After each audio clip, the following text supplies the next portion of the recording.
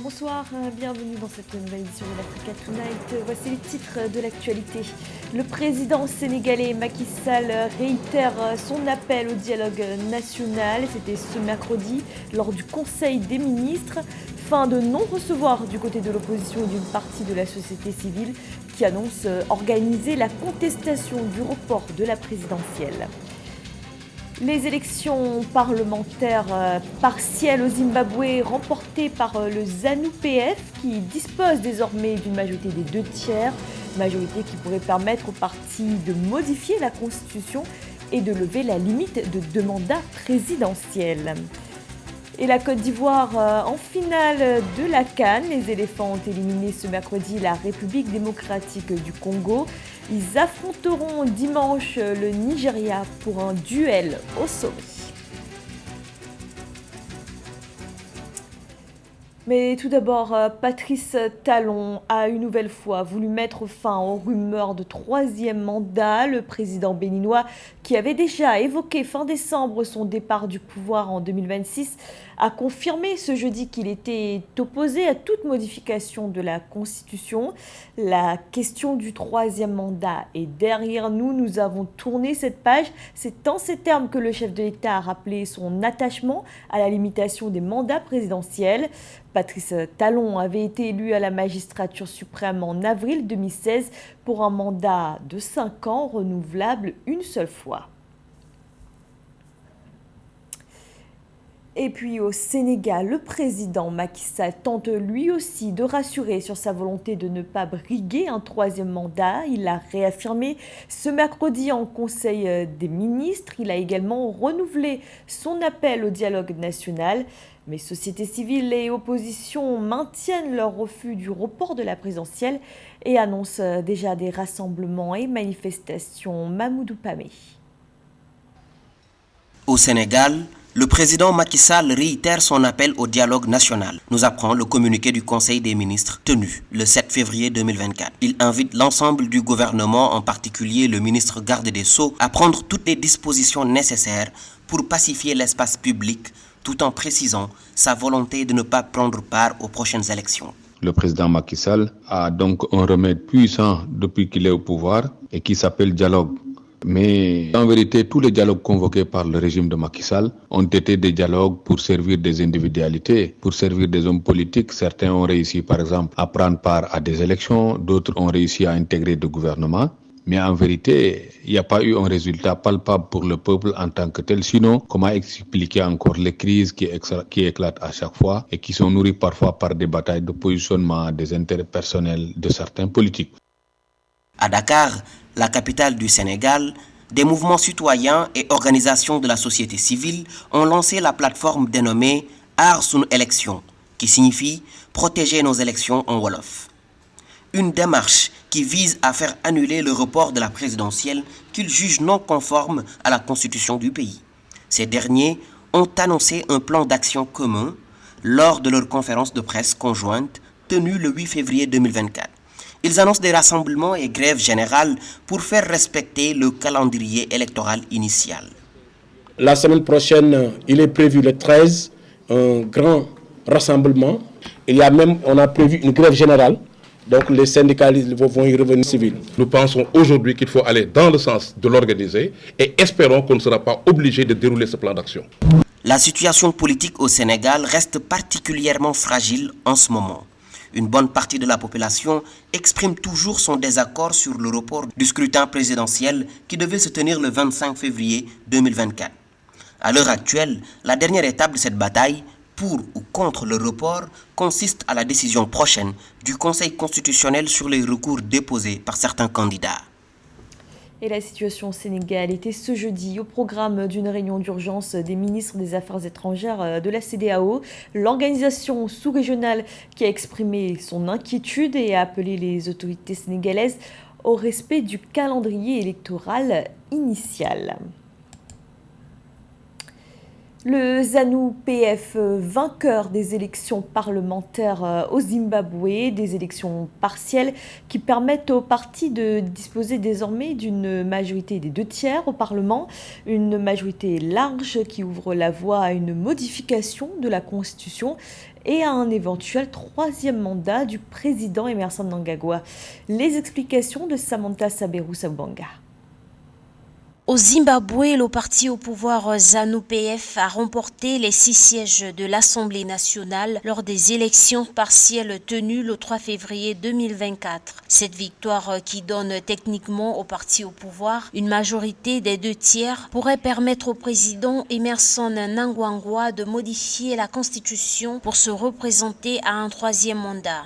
On constate que plus aucune zone de l'Afrique n'est épargnée par les braquages de la Constitution. Le peuple zimbabwéen doit se lever pour empêcher ce braquage de la Constitution, pour empêcher un 3e mandat à ce président, à Emmerson Mnangagwa. Bien qu'il est probable que le ZANU-PF parvienne à conserver le président Mnangagwa pour un 3e mandat, la constitution du Zimbabwe lui interdit de bénéficier de tout amendement qui étendait celui d'un président au-delà des 2 réglementés. Cela ne peut que profiter à son prédécesseur. Selon les observateurs, les changements constitutionnels dont Mnangagwa aurait besoin pour prolonger sa présidence au-delà des 2 mandats nécessitent non seulement les 2/3 des voix au Parlement, mais également une majorité populaire par référendum. Ce qui se passe comme au Sénégal, où le peuple n'a pas accepté le nouveau type de braquage de la Constitution qu'a opéré Macky Sall, je pense que c'est au peuple zimbabwéen de se lever pour empêcher cette forfaiture d'Emmerson Mnangagwa, qui s'est levé pourtant contre Mugabe pour empêcher que la forfaiture de Mugabe ne s'installe longtemps. Bien que la coalition citoyenne pour le changement, CCC, principal parti de l'opposition, ait perdu les élections générales d'août 2023, elle a néanmoins remporté plus de 100 des 280 sièges de l'Assemblée nationale, privant ainsi le ZANU-PF d'une majorité absolue. Dans l'actualité également, Djibouti face à la difficile sécurisation de ses voies maritimes. Difficile car les attaques menées par les Houthis se multiplient dans le détroit de Bab el-Mandeb, un détroit stratégique pour le commerce maritime mondial et qui sépare Djibouti du Yémen. Marie-Raflan Tolo. Dans un contexte de montée des tensions en mer Rouge, Djibouti, depuis le 5 février, a intensifié ses opérations de surveillance le long de ses voies maritimes stratégiques. Le pays a à cet effet décidé d'accroître ses capacités de sécurisation des patrouilles côtières. Cette mesure vise à dissuader les attaques et à garantir la sécurité des navires et des activités maritimes dans la région, mais aussi à protéger les intérêts économiques et sécuritaires de Djibouti et de ses voisins. Le commandant de la garde côtière djiboutienne, le colonel Waïs Omar Bogoré, a souligné l'importance d'anticiper les situations afin de mieux les gérer. En effet, Djibouti essaie de se protéger contre les multiples attaques en mer Rouge parce qu'aujourd'hui, il va sans dire que sa sécurité est menacée. Parce que elle achète une guerre qu'elle n'a pas créée dans la mesure où ce sont les Houthis qui attaquent des navires en mer Rouge et les Américains avec leurs alliés essaient d'empêcher que les Houthis continuent de perturber le trafic maritime. Les menaces contre la sécurité maritime dans la mer Rouge se sont élargies au fil du temps, étant alimentées par les attaques des militants houthis du Yémen contre des navires de gouvernement en lien avec Israël, étant donné que la mer Rouge est à proximité immédiate du Yémen. Selon le Fonds monétaire international, depuis mi-janvier 2024, le nombre de bateaux transitant par le détroit de Bab el-Mandeb à l'entrée de la mer Rouge au niveau du Djibouti et du Yémen a chuté de plus de 50% par rapport à la même période en 2023.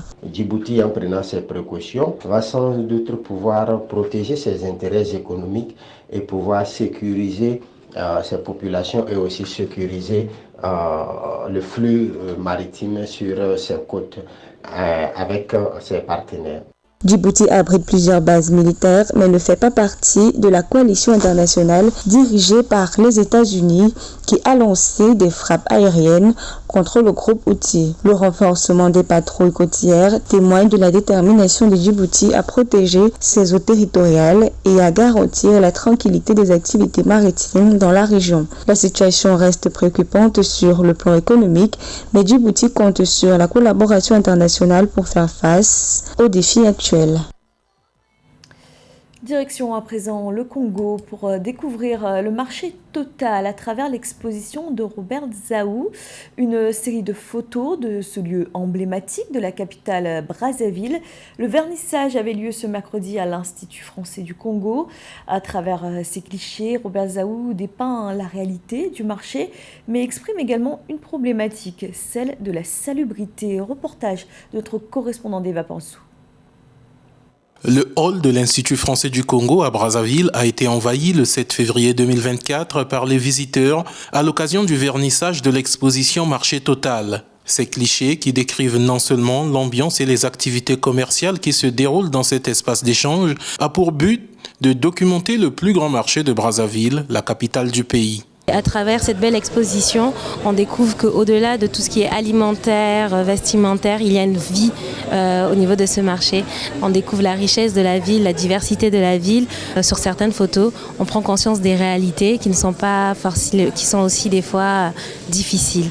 Toutes les dames qui vendent dans tous les autres marchés, très tôt, elles arrivent au marché Total pour s'approvisionner et pour aller ravitailler les autres marchés on peut dire qu'ils sont dans les périphéries. Et à travers cette exposition, nous voyons cette effervescence, cette vie qui bouillonne chaque jour au niveau du marché Total.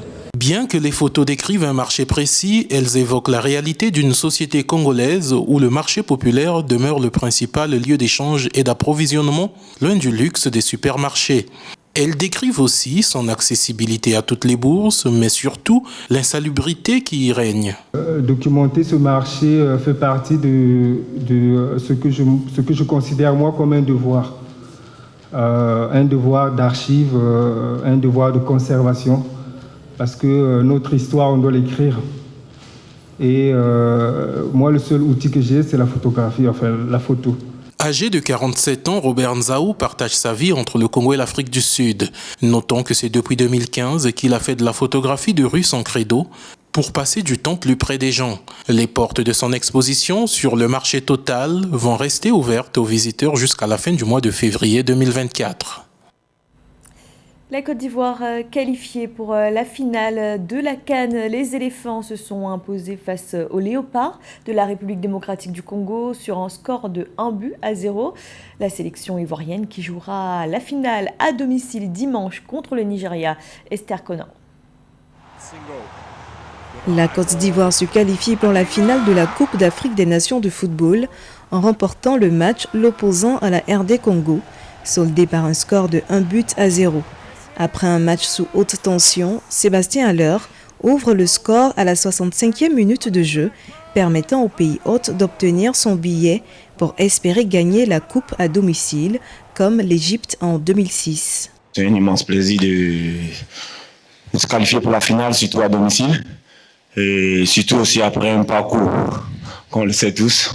Donc nous sommes très heureux, nous sommes très venus en disant encore merci au grand public qui a fait ce déplacement-là, qui ne cesse de nous booster, qui nous permet de nous surpasser jusqu'à aujourd'hui. On a dit merci, car cette victoire-là, on l'a dédié ça. Les léopards de la RD Congo n'ont pas pu égaliser le but de Sébastien Haller, inscrit à la 65e minute de jeu. La RD Congo qui a sorti l'Égypte en 8e de finale et la Guinée en quart de finale sort elle aussi de la compétition. Un match où on est bien rentré dans les 30 premières minutes. Je pense que si on ne gagne pas le match, c'est parce qu'on ne valide pas notre temps fort en début de match. Ça ne s'est pas joué à grand-chose, donc forcément on est déçu ce soir parce que je pense qu'on avait la capacité d'aller franchir une étape supplémentaire. Qualifié in extremis pour les 8e de finale, après une victoire et 2 défaites en phase de poule, la Côte d'Ivoire bat le Sénégal en 8e, le Mali en quart et enfin la RD Congo en demi-finale. La sélection ivoirienne affronte ce 11 février 2024 le Nigeria, triple champion d'Afrique, au stade Alassane Ouattara d'Ebimpe. C'est la fin de ce journal, merci de l'avoir suivi. Restez sur Africa 24, l'actualité continue.